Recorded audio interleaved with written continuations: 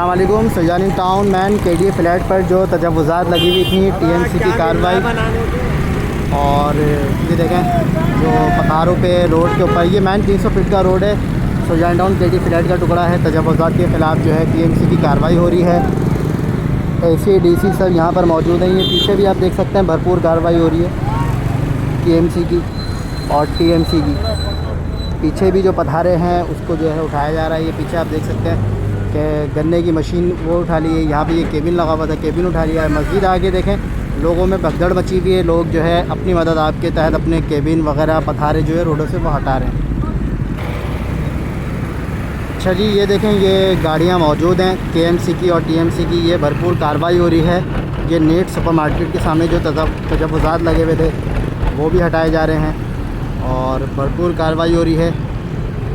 جو لوگوں کے پتھارے لگے ہوئے تھے پولیس کی موجودگی میں، پی ایس سجانی ٹاؤن کی موجودگی میں، وہ سب جو ہے اٹھا لیے گئے ہیں، ضبط کر لیے گئے ہیں۔